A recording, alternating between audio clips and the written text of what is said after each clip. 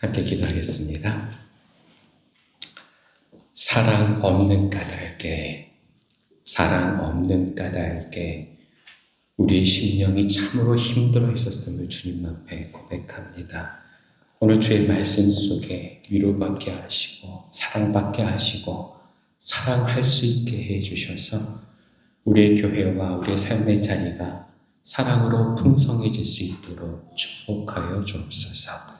예수님의 이름으로 기도합니다. 아멘.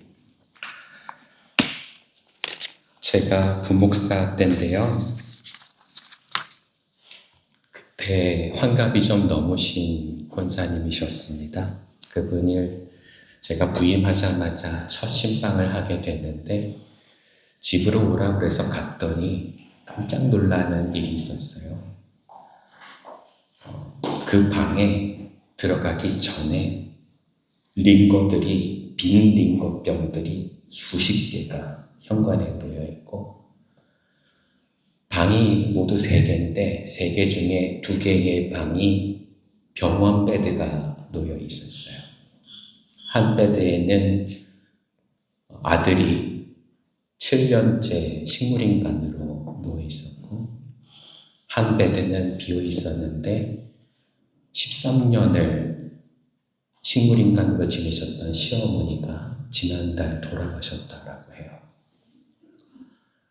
이 권사님이 매번 마음이 너무 갈급해서 그래서 오시는 그 목사님들마다 매주 신방을 와달라고 그렇게 부탁을 하는데 제가 그날 처음 신방을 갔던 거죠. 제가 아무것도 못했어요. 권사님 손을 붙잡고 계속 울다가 마지막에 그냥 봐도 권사님이 그동안 뭐 하셨는지 제가 알겠습니다. 그리고 주님도 이곳에서 그동안 뭘 하셨을지 제가 알겠습니다. 그랬더니 권사님이 제 손을 붙들고 한참 우셨어요. 근데 그게 정말 위로가 되더래요. 저는 잘 모르겠어요. 어떤 걸 위로해야 될지 저는 전혀 모르겠는데 그 권사님이 하시는 말씀이 그 마음을 알겠다라고 얘기하는 것만으로도 마음이 너무 좋다고, 오늘 마음이 너무 좋다고 그렇게 오히려 저를 위로하시더라고요. 세상에서 내가 너를 안다, 네가 그동안 했었던 일들을 안다 하는 게 이런 커다란 위로를 줄 수도 있지만 오늘 말씀에서는 전혀 반대로 우리의 가슴이 철렁 떨어지게 합니다. 어느 날 갑자기 우리는 신앙생활을 잘 하는 줄 알았는데 예수님께서 갑자기 우리에게 편지를 쓰셨어요. 편지를 읽는 순간 우리의 가슴이 무너내리는 것을 경험합니다. 네가 그동안 어떻게 지냈는지 내가 잘 안다. 하지만 너에게 사랑이 없다. 네가 회개하고 돌이키지 않으면 내가 너희 교회를 없애버리겠다. 오늘 편지의 내용이 그래요. 여러분 어떻게 생각하시나요? 지금 에베소 사람들이 어떻게 살아왔길래 이런 이야기를 듣는 걸까요? 오늘부터 저는 여러분에게 계시록 2장과 3장에 있는 7개의 교회에 전하시는 예수님의 말씀, 그리고 그걸 편지로 쓰는 사도 요한의 이야기를 하려고 합니다. 그래서 오늘부터 아마 7주 혹은 8주가 될 것 같아요. 오늘 첫 시간 에베소 교회에 대해서 얘기를 할 텐데요. 첫 번째 슬라이드 한번 보여주실래요? 여기 보면 7개의 교회가 있습니다. 근데 오늘 편지는 특이하게도 각기 교회에 보내는 내용이 들어있기는 하지만 7교회에 7통의 편지를 보내신 게 아니었어요. 주님은 7개 교회에 보내는 모든 내용을 담은 한 개의 편지를 7개 교회에 보내셨어요. 에베소 교회도 이 글을 읽는 순간 우리를 야단치시네? 그럼 다른 교회는 뭐라고 그러셨어? 그리고 나머지 6개 교회에 보내는 내용을 다 읽을 수가 있었던 거죠. 7개의 교회가 다 그렇게 지금 이 글을 읽고 있어요. 우리에게 하시는 말씀, 그리고 다른 교회에게 하시는 말씀. 여러분, 이 글이 여러분에게는 어떻게 느껴지십니까? 에베소 교회는 이 글을 읽자마자 어떤 걸 경험하게 됐을까요? 이 지도를 여러분에게 먼저 보여드리는 까닭은 이 에베소의 교회에 대한 역사적인 의미가 좀 특별하기 때문에 그렇습니다. 여러분, 예수님께서 태어나신 게 언제죠?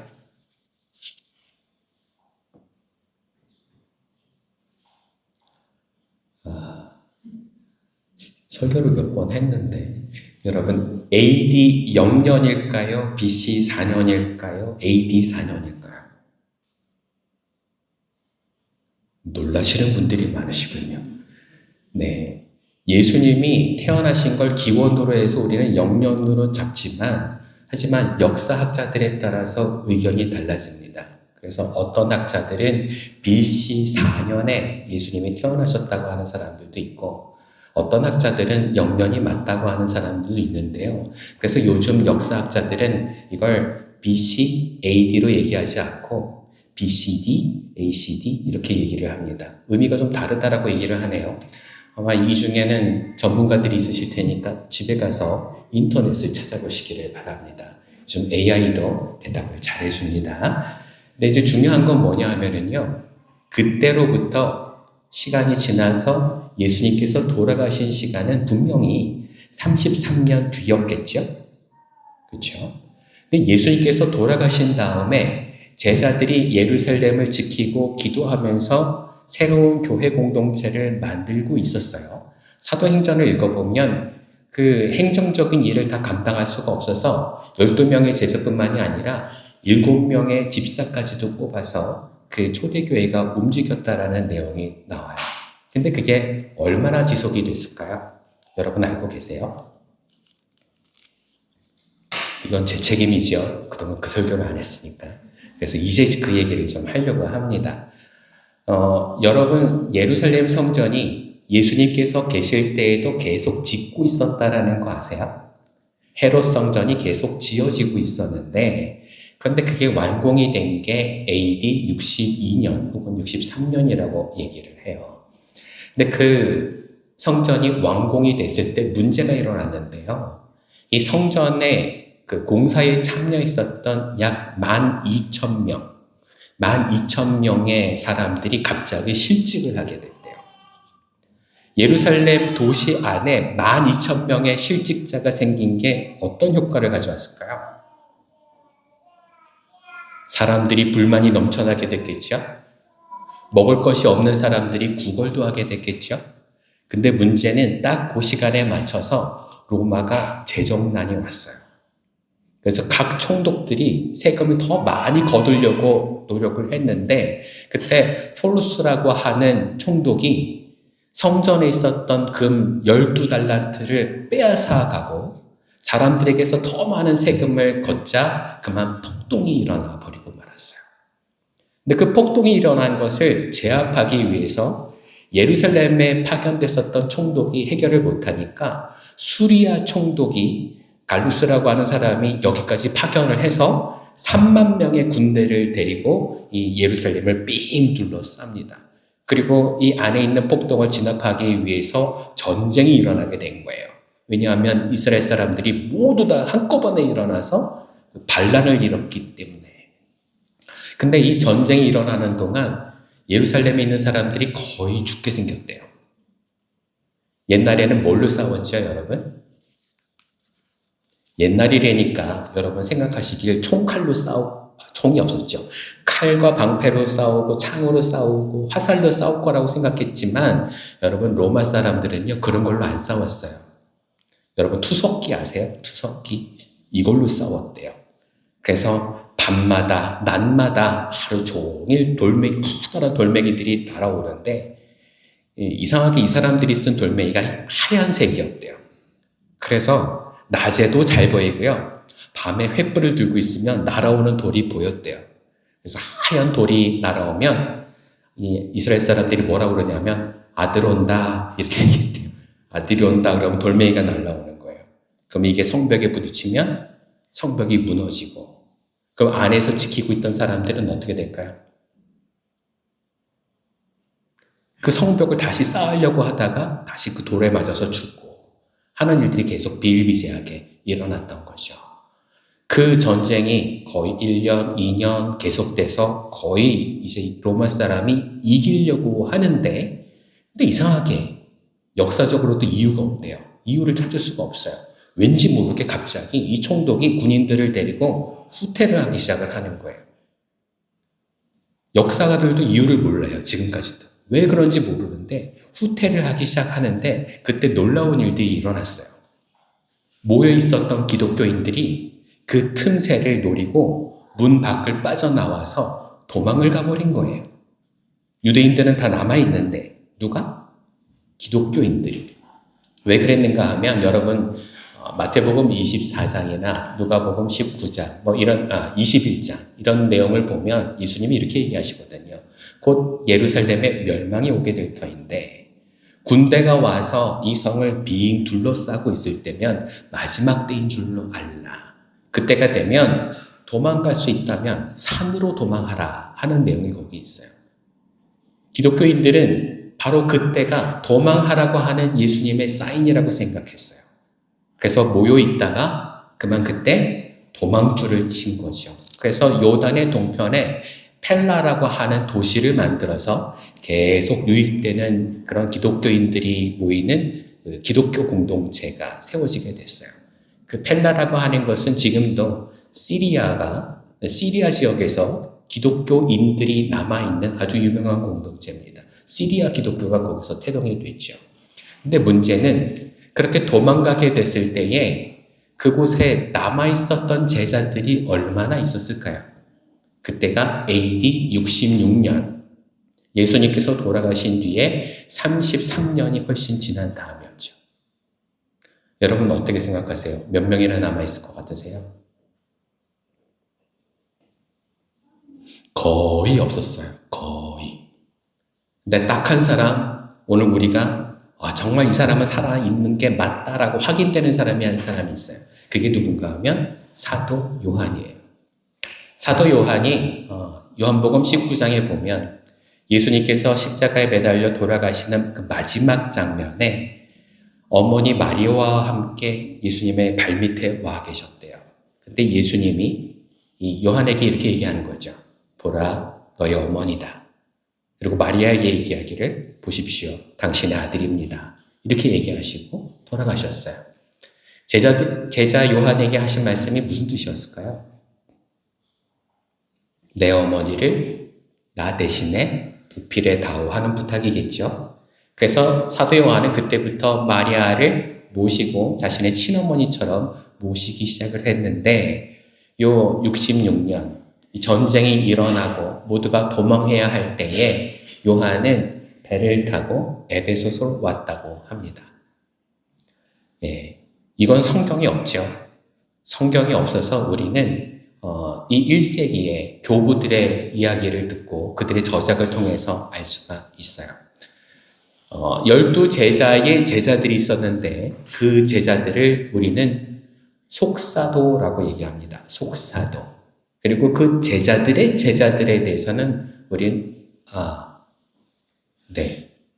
그 제자들의 제자들까지 속사도라고 얘기를 합니다. 근데 그들이 남겨놓은 역사적인 저작에 보면 그러면 이 요한에 대한 이야기, 마리아에 대한 이야기를 알 수가 있는데 우리가 어떻게 알 수 있는가 하면 AD 313년에 콘스탄티누스가 기독교를 이제 인정을 해주고 그리고 모든 회의가 모이는 것을 주관하는 사람이 됐잖아요.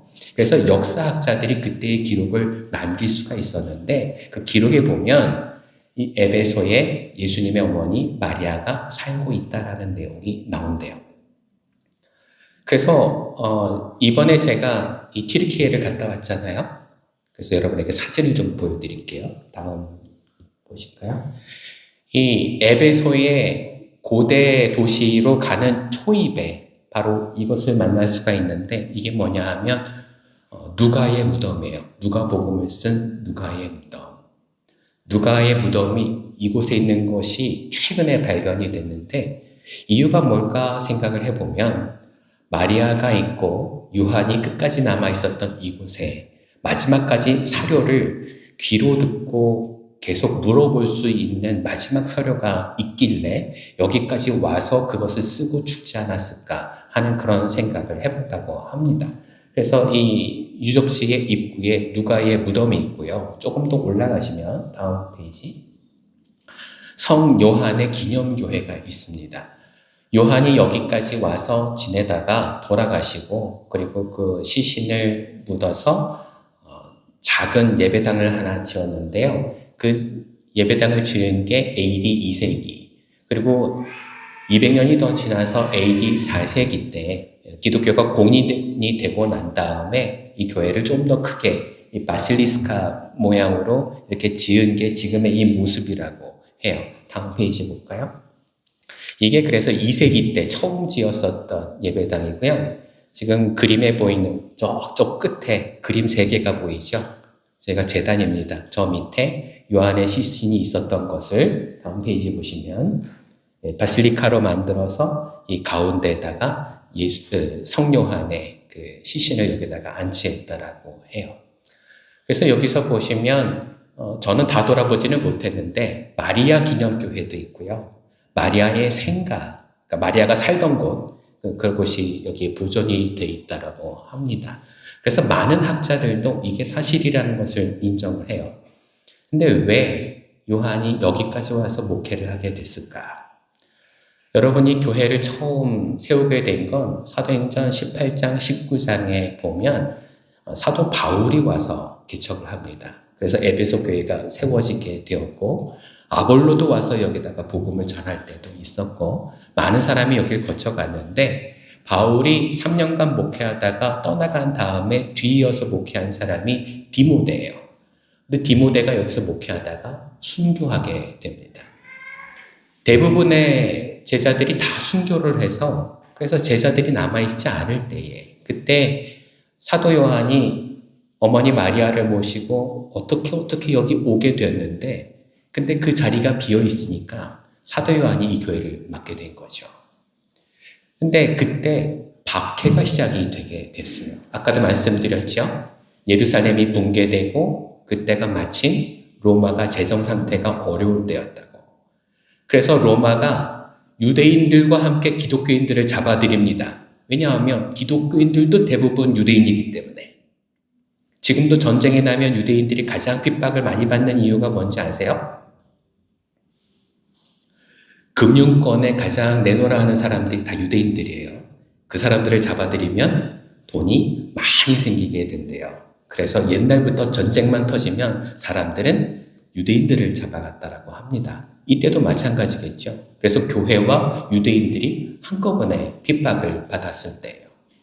요한이 사로잡혀 갔는데 그때 그를 죽여버리면 기독교의 모든 뿌리를 뽑고 그 모든 재산을 다 몰수할 수 있다라는 생각에 황제가 사형을 명합니다.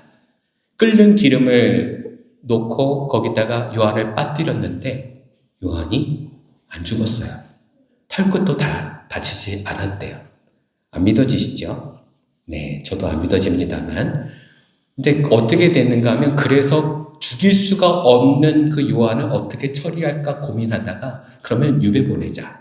그래서 유배를 보내게 됐대요. 다시 1페이지 볼까요? 그래서 에베소의 맞은편에 보이면 멀리 한 90km쯤 떨어진 곳에 섬이 하나 있는데 그게 파트모스 섬이에요. 여러분이 성경을 읽으면 알게 되는 반모섬. 이 반모섬이 바로 요한이 유배되어 있었던 곳입니다. 이때 요한의 나이가 80대 후반. 80대 후반. 그럼 여러분, 그 노인이 여기 가서 뭘 해야 될까요? 제가 황제 같으면 내버려뒀을 거예요. 내버려둬도 죽을 것 같다. 근데 황제는 가만두지 않았어요. 여기에 돌을 캐는 광산이 있었는데 거기에서 일을 시켰대요. 여러분 이상하죠? 다른 제자들은 다 죽고 순교했는데 하나님이 왜 요한은 남겨놓으셨을까요? 더군다나 끓는 기름 속에 집어넣어도 왜 죽지 않았을까요? 80이 넘어서 90에 가까운 나이에 이 광산으로 보내서 이렇게 일을 시키시는 이유가 뭘까요?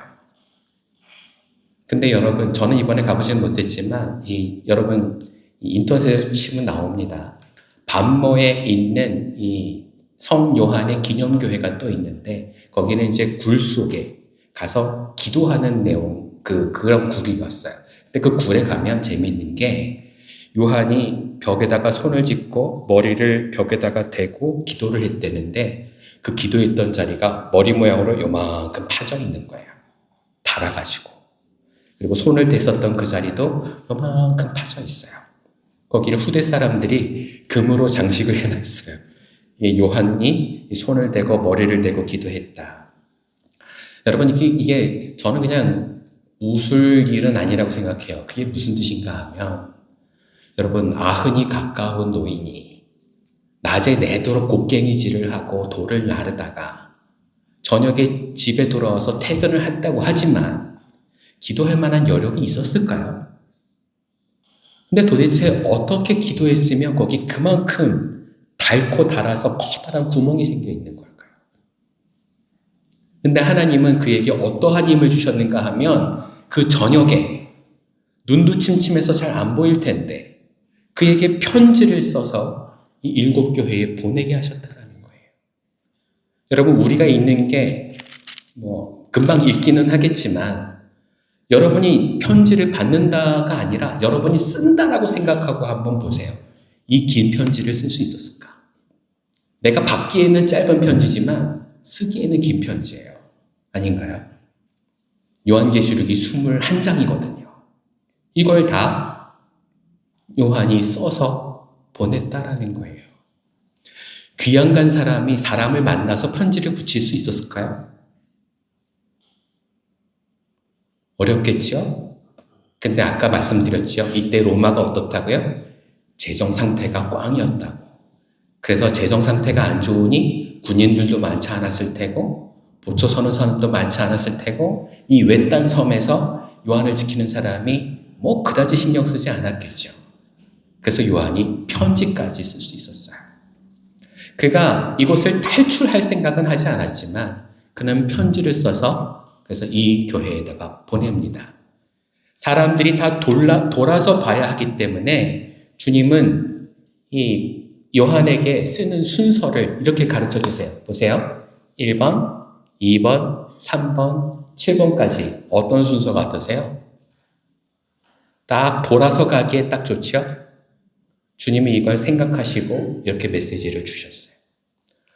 우리는 바로 이 장면에서부터 우리가 깨달을 부분이 있어요. 뭐냐면 오늘 우리는 사랑에 대해서 너희의 식었던 사랑을 뜨겁게 회복하라 하는 메시지를 받고 있는데 우리는 아흔이 된 이 노인에게서 사랑이 진짜 어떤 것인지 도전을 받게 됩니다. 교회를 어떻게 사랑하면 이렇게까지 할 수 있을까요? 주님을 어떻게 사랑하면 이렇게까지 할 수 있을까요? 전 여러분에게 이렇게 도전을 드립니다. 여러분이 요한과 같은 상황이라면 이렇게 하실 수 있으셨을까요? 에베소 교회는 어떨까요? 그들은 요한에 비해서는 너무 쉬운 상황이 있었을까요? 6번 슬라이드 한번 볼까요? 이게 에베소의 구도시의 광경입니다. 예전에는 이게 다 흙으로 덮여 있었는데 복원이 된 자리인데요. 이 기둥이 있는 것 왼쪽 오른쪽으로 가게들이 즐비하게 있었대요. 이곳을 바울이 와다니면서 전도를 했겠죠. 근데 여기에 가게만 있었던 게 아니고 또 있었던 게 있어요. 그게 뭐냐 하면 우상을 섬기는 신전들. 그게 옆에 있었고요. 이 길이 끝나는 곳에 뭐가 있었는가 하면 다음 그림 보셔도요. 셀수스 도서관. 여기에는 도서관이 지금 세워져 있는데 이건 AD 3세기 이후의 일이고요. 그 전에는 여기 뭐가 있었는가 하면 두란노 서원이 있었대요. 그래서 바울이 여기에서 2년 동안 여기에 있는 사람들을 가르치고 말씀을 전했던 곳이 바로 여기래요. 근데 제가 깜짝 놀랐던 것은 이 셀수스 도서관의 맞은편이 매음굴이에요. 매음굴도 규모가 엄청나게 큰 매음굴이 있었어요. 여기에서 가장 유명한 그 유물이 또 하나 있는데 제가 이번에 가보지는 못했지만 그 유물이 뭐냐 하면 이름을 까먹었네요. 미의 여신 이름이 뭐죠? 아프로디테. 아프로디테 신전이 여기 세계에서 가장 큰 신전이 있었는데 당시의 역사학자 중에 한 사람이 7대 불가사의 중에 하나라고 얘기할 만큼 커다란 신전이 여기 있었대요. 그 규모가 어느 정도인가 하면 여러분이 알고 계시는 판테온 신전의 2배래요. 길이가 119m, 그리고 가로의 넓이가 60m쯤 되는, 그리고 높이가 기둥이 18m에 솟아있는 이 기둥에 커다란 신전이 있었는데 여기가 예전에 항구였다고 하거든요. 멀리서 배를 타고 오면 9km 전부터 이 건물이 보였었대요. 엄청나게 큰 위용을 자랑하기 때문에 따로 전도를 하지 않아도 사람을 데리고 이 신전에 데리고 오면 신전을 보자마자 무릎을 꿇고 절을 했을 정도로 위용이 강력했었던 그런 신전이 여기에 있었대요. 그래서 신탁을 받기 위해서 전국에서 모여드는 곳이 바로 여기고 신탁을 받기 위해서 많은 헌금을 하는 곳이 여기라서 여기의 신전이 은행보다도 더 튼튼한 은행이었다라고 얘기를 해요. 튀르키예에서 가장 물질적으로 풍요로운 곳, 그러면 제일 먼저 손꼽는 곳이 바로 여기 에베소였던 곳이죠. 여기서 사도 요한이 목회를 하면서 사람들한테 가르치기를 이단에 넘어가지 마라. 그리고 이중적인 삶을 타협하지 마라. 이런 얘기를 했어요. 그래서 여기에 가장 우리가 중심으로 보게 되는 말씀이 오늘 말씀에서 보면 니골라당을 조심하라라는 말씀이 있어요. 니골라당. 여러분, 이 프랑스에서 그냥 그렇게 살아가는 사람들의 대표적인 이름이 니콜라라고 한다면서요. 그렇죠? 근데 이 니콜라의 어원이 니골라입니다. 니골라. 여러분, 오늘 분명히 말씀드리는데 혹시나 여러분이 여기서 살아가시면서 아기를 낳아서 이름을 니콜라로 부르시려고 한다면 서세요. 하지 마세요. 네, 그 이유를 가르쳐 드릴게요. 8번 슬라이드 볼까요? 네. 니콜라, 왼쪽에 보시면 니카오라는 말과 라오스라는 말의 복합어예요. 니카오는 먹어버리다 라는 뜻이고 라오스는 백성이라는 뜻인데 니콜라라는 말은 그래서 백성을 먹어버리는 사람이라는 뜻이에요. 백성을 먹어버리는 사람이 어떤 사람일까요? 이게 무슨 뜻인가 하면 다른 사람을 넘어뜨리게 하는 사람이라는 뜻이에요. 다른 사람을 넘어뜨리게 하는 사람. 좋은 말 아니죠? 네, 이름 붙이지 마세요. 니콜라 부르지 마세요. 네, 근데 이게 구약에 똑같은 이름이 있어요. 발람. 발람이 똑같은 이름이에요. 이게 얼마나 나쁜 사람이었는지 여러분 알고 계시죠? 오늘 시간이 많이 없으니까 여기는 좀 건너뛰겠습니다. 이게 왜 중요한가 하면 여러분, 우리가 니골라당 하면 그게 어떤 이단인지 모르지만 오늘 제가 여러분에게 설명해 드릴게요. 오늘날은 이게 이단이 아니에요. 세상 속에서 살아가기 위해서 열심히 세상적으로 일을 하다가 주일 한 번 와서 하나님의 뜻대로 하루 예배 드리는 거, 그거 우리는 이단이라고 하지 않잖아요. 그렇죠? 근데 이때는 그걸 뭐라고 불렀다고요? 니골라당이라고 불렀대요. 네, 왜 이렇게 불렀을까? 여기에는 아까 우리가 봤었던 에베소의 시가지를 한번 생각해 보시면 아실 거예요. 여기서 장사를 하기 위해선 조합에 들었어야 됐어요. 길드라고 하는 조합. 근데 거기에 들어가기 위해선 매년 열리는 제사 행사에 참여를 해야 되는데 제사에 참여하게 되면 거기 길드가 믿는 그 신에게 제사를 해야 되는 거예요. 여기 신이 얼마나 많은가 하면 여러분 한번 가보시면 아시겠지만 길거리에 기둥이 있는 데마다 신이 다 다른 신들이 세워져 있어요. 황제의 얼굴도 있고요. 여러분 좋아하시는 나이키 아시죠? 나이키가 니케라고 하는 신의 이름이에요. 그 나이키도 있고요. 우리가 아까 봤었던 아프로디테, 이런 신들이 즐비하게 있습니다. 각 길드마다 그런 신을 섬기고 있는데 그 신에게 제사를 드리고 제사를 드린 음식을 같이 음복해서 나눠 먹지 않으면 그럼 그 길드에 속할 수가 없는 거예요. 기독교인들은 여기서 예배를 드렸을까요? 안 드렸을까요? 여러분이 로마서나 고린도 전후서를 읽다가 보면 사도 바울이 얘기하는 말을 아마 들으셨을 거예요. 그걸 아까 두란노 서원에서 2년 동안 가르친 거예요. 뭐 하라고요? 너의 형제가 실족할 것 같거든. 그를 위해서 먹지 마라. 신앙을 같이 버텨주기 위해서 그가 버틴다면 너도 버텨주어라.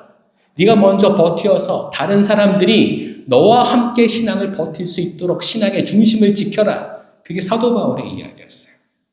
그래서 오늘 말씀에서 보면 에베소에 대해서 주님이 이렇게 얘기하세요. 너희가 그동안 지켜온 것들을 내가 알고 있다. 너희들이 그동안 받았던 고난들을 내가 알고 있다. 인내와 수고를 내가 알고 있다라고 얘기를 해요. 그게 뭐예요? 니골라 당을 멀리하고 이중적인 삶을 살지 않았다라는 얘기예요. 근데 여러분, 오늘 우리는 어떻게 살아가나요? 우리 중에 니골라 당이 많습니까? 그렇지 않습니까? 여러분, 이거 한번 말씀을 드려볼게요. 우리의 삶의 현실이 지금 더 힘들까요? 아니면 이 당시의 기독교인들의 삶의 현실이 더 힘들까요? 우리는 우리의 신앙을 지킨다고 해서 누가 죽이진 않잖아요. 근데 이때는 그렇지 않았다니까요. 내 신앙을 지키기 위해서 길드에 들어가지 않으면 장사를 할 수가 없고, 내 모든 것들을 숨기고 그리스도인으로서의 그 신분을 숨기고 살아간다면 교회 가면 사도들한테 야단 맞아야 되고 그런 신앙생활을 하고 있었다니까요. 그러면 여러분 어떻게 생각하세요? 사도들이 틀린 거예요? 니골라 당이 왜 나타났는가 하면 성령 받아서 정말 교회를 움직이려고 하는 은사 받았던 집사가 어느 날 갑자기 타락해서 얘기하기를 괜찮아. 세상으로 살아가자면 어쩔 수 없잖아.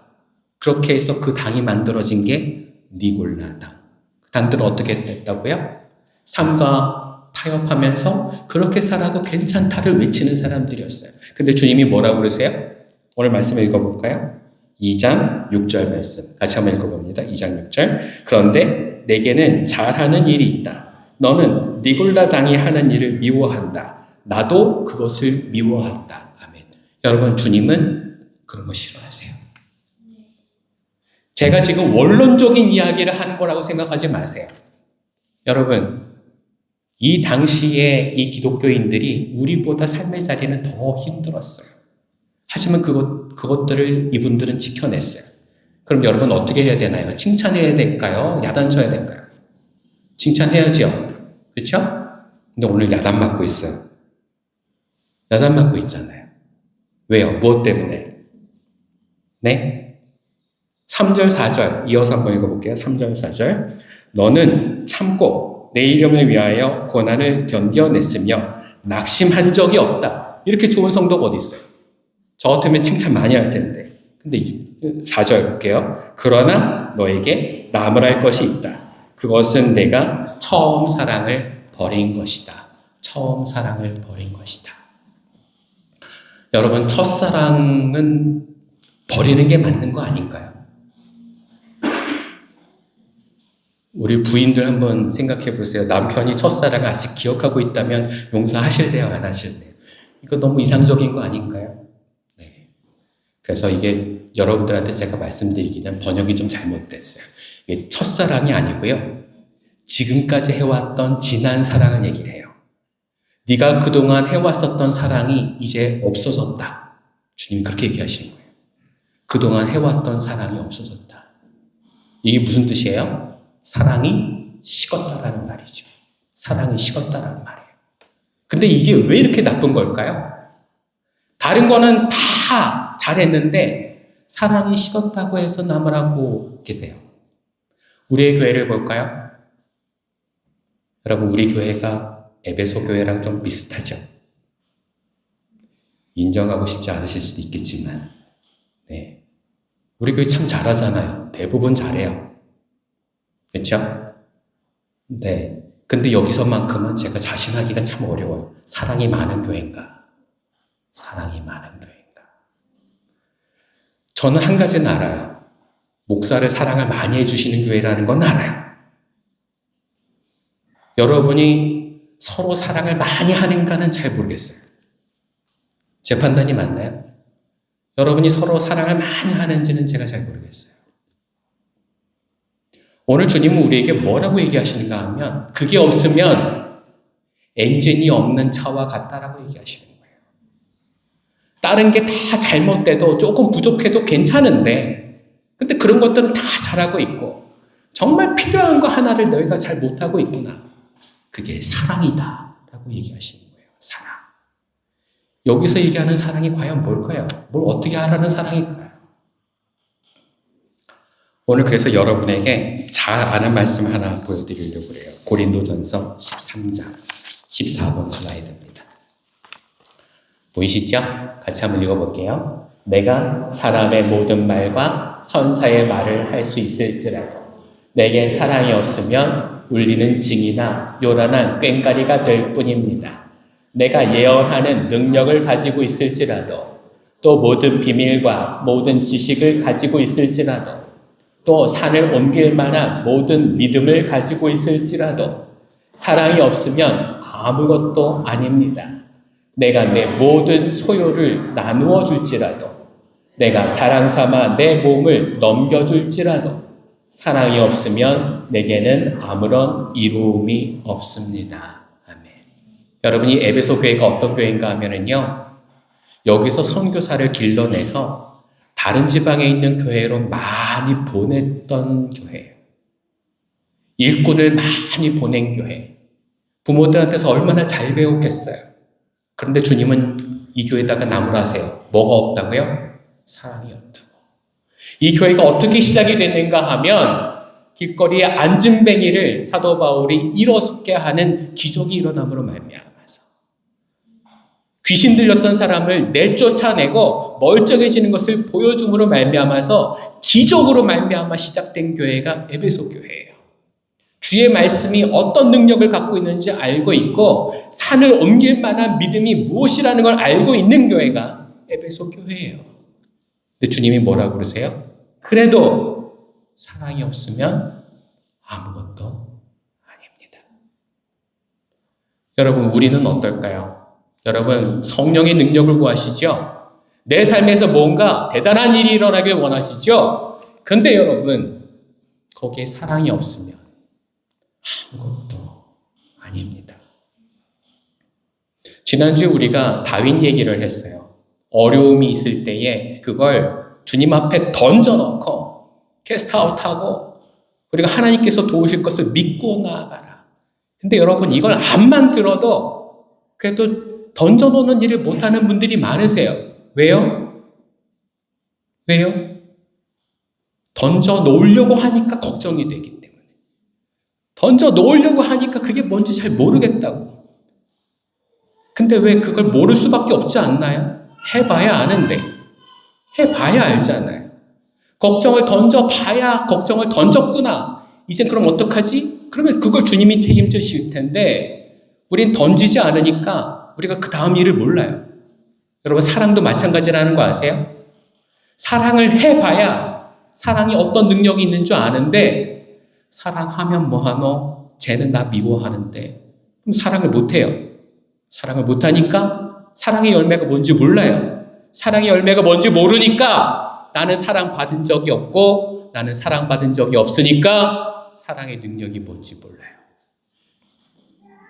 여러분, 그래서 저는 오늘 여러분에게 정말 간곡히 부탁드립니다. 우리 사랑합시다. 사랑은 말로 하는 게 아니에요. 지식으로 하는 게 아니고 지혜로 하는 게 아니에요. 어떤 결과가 있을지 예상하고 하는 게 사랑이 아니에요. 사랑은 먼저 하는 거예요. 사랑뿐만이 아니에요. 주님 앞에 던져놓는 믿음도 먼저 하는 거예요. 그걸 먼저 해야 주님이 날 도우시는 것을 경험할 수 있게 돼요. 제가 부목사 때인데요.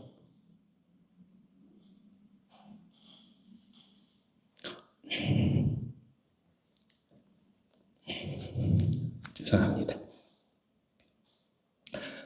엄마, 아빠가 다 30대 초반, 엄마가 30, 아빠가 31.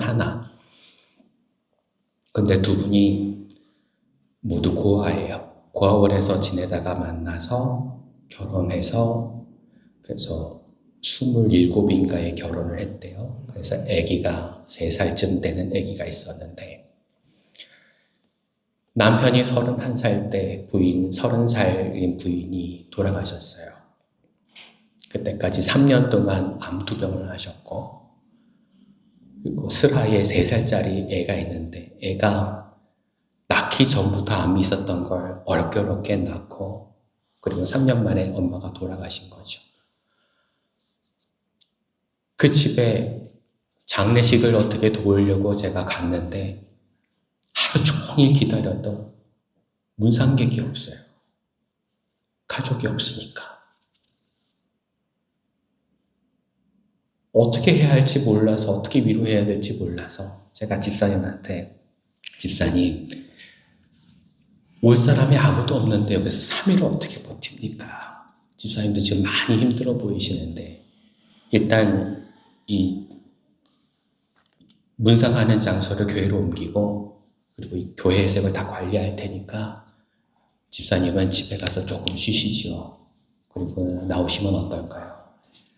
그랬더니 집사님 하시는 말씀이 목사님 3일이 제가 아내를 떠나보내기에 충분한 날일까요? 3일도 저한테 모자랄 것 같은데요. 그래서 제가 그러면 아이만이라도 제가 데려갈게요. 우리 권사님한테 제가 맡겨놓을 테니까 아이만이라도 데려가게 해주세요. 그랬더니 이 아빠가 하는 말이 아니에요 목사님 걱정 안 하셔도 돼요. 얘는 엄마를 본 적이 없어서 엄마가 필요 없어요. 엄마가 없는 이 자리가 아이한테 큰 어려움이 되지 않을 거예요. 근데 그 얘기를 듣는 순간 제 마음이 무너지는 거예요. 세상에 엄마 사랑을 모르고 크는 애도 있구나. 엄마가 있었는데. 제가 집으로 돌아가면서 계속 기도했어요. 주님, 이 집을 어떻게 도와야 되죠? 뭘 어떻게 해야 되죠? 근데 주님이 저한테 하시는 말씀이 뭐냐면 사랑을 받지 못하면 사랑이 뭔 줄 모른단다. 주님께서 이렇게 말씀하시는 걸 듣고 제가 깜짝 놀랐어요. 주님이 어떻게 이렇게 매몰찬 말씀을 하시나. 그래서요. 그래서 어떻게 해야 되죠? 그러면 우리는 어떡합니까? 사랑을 아무도 안 해주면 모를 수밖에 없잖아요. 근데 주님이 뭐라고 그러시는가 하면 우리 교회가 똑같단다. 사랑받지 못해서 사랑할 줄 모르는 사람이 많아. 쟤만 그런 게 아니야. 여러분 어떻게 생각하세요? 여러분 오늘 말씀을 어떻게 전할까 제가 많이 고민을 하다가 도대체 걸맞는 예화가 없는 것 같아서 어젯밤에 제가 가족회의를 했어요. 어떻게 좀 이걸 전할 수 있는 좋은 이야기가 없냐고. 그리고 밤새 기도하는데 이게 떠오르게 하시는 거예요. 그리고 또 하나가 떠올랐어요.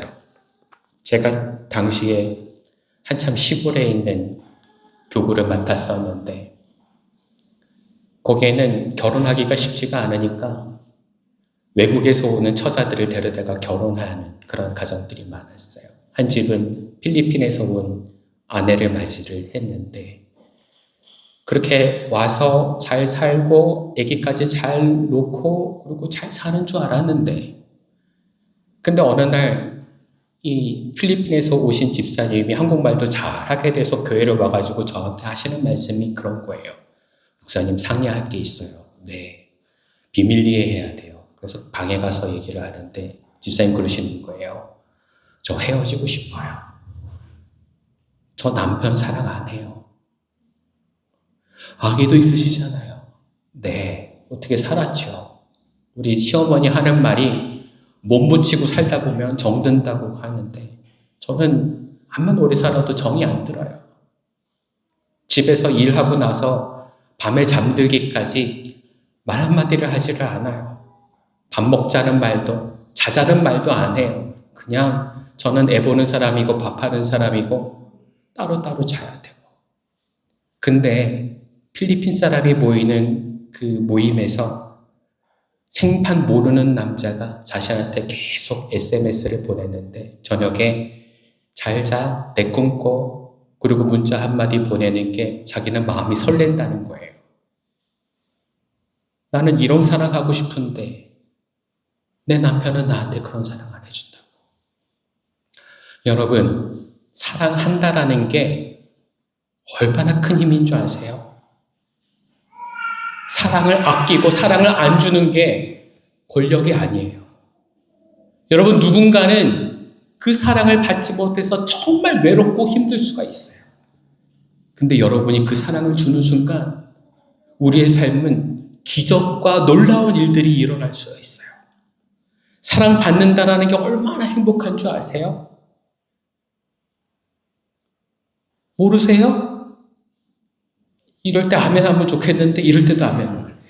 옆에 있는 분 한번 보실래요? 한번 안아줘 보세요. 여러분, 사랑받는 게 얼마나 행복한데요. 모르는 사람이라 할지라도, 평소에 친하지 않은 사람이라 할지라도 안아주면 행복하잖아요. 여러분, 여러분이 할 수 있는 일이 얼마나 큰지 아셔야 돼요.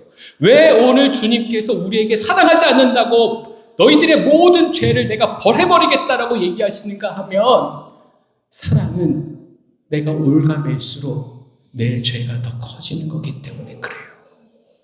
이걸 하면 엄청난 일들이 일어나는데 그걸 하지 않는다라는 것은 얼마나 큰 잘못인지 모른다고요. 여러분, 그래서 저는 이 모든 얘기를 들어서 여러분에게 딱 한마디만, 딱 한 가지만 부탁합니다. 앞으로 우리 사랑합시다. 사랑하실래요? 우리 사랑할까요? 여러분의 삶의 자리에서 이 사랑이 우리를 놀랍게 변화시키는 은혜를 앞으로 누리면서 사시게 되길 그리스도 이름으로 축원합니다. 기도하겠습니다. 사랑의 주님, 오늘 우리를 채우시는 하나님의 능력을 봅니다. 가슴 아프고 외롭고 쓸쓸해도 내가 먼저 시작할 수 있음을 깨닫게 하시고 그 사랑의 자리에서 우리를 채우시는 주님의 능력을 경험할 수 있게 도와주시옵소서. 예수님의 이름으로 기도합니다. 아멘.